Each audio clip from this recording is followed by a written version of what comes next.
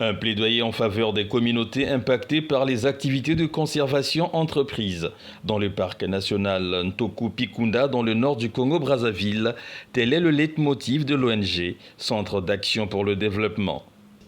L'ONG note la persistance des effets néfastes causés par ces activités, ainsi que, soutient-elle, l'absence d'un plan d'aménagement qui serait la gouverne des activités de conservation dans ce parc créé il y a 12 ans.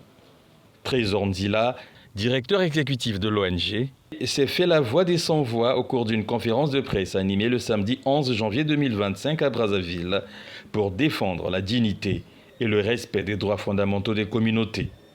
Cette situation, combinée aux restrictions imposées par le parc, entretient des frustrations importantes au sein des communautés.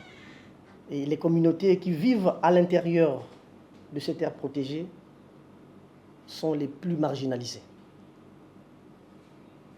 Elles subissent toutes sortes d'humiliations et sont appauvries.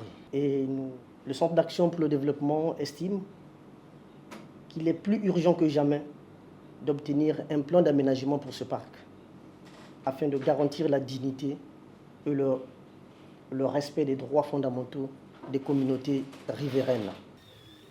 La gestion actuelle du parc de Ntoko-Pikunda, c'est entre autres la privation de la navigation sur la rivière Bokiba par les populations, ainsi que son exploitation pour des besoins de la pêche communautaire. Cette privation de droits ainsi que d'autres donne lieu à la formulation par l'ONG de plusieurs recommandations.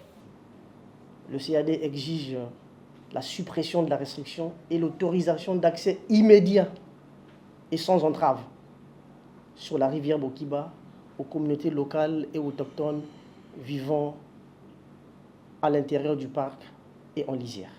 Au gouvernement congolais et à VVF, nous demandons la publication avant la fin de l'année 2025 de l'étude d'impact environnemental et social et de se doter de la même période d'un plan d'aménagement de qualité qui consacre la reconnaissance des terres et des ressources communautaires, un accès équitable aux ressources et l'instauration d'un modèle de gestion participative. Nous interpellons les bailleurs engagés dans la protection des écosystèmes en Afrique centrale et qui appuient le gouvernement congolais et VVF de conditionner leur aide au gouvernement et à VVF par la publication d'un plan d'aménagement et l'étude d'impact environnemental et social.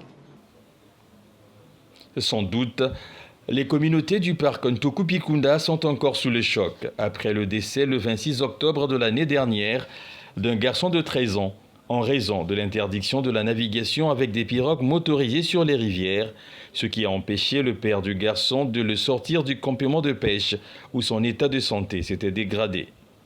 Un fait qui à lui seul illustre la gravité de la situation.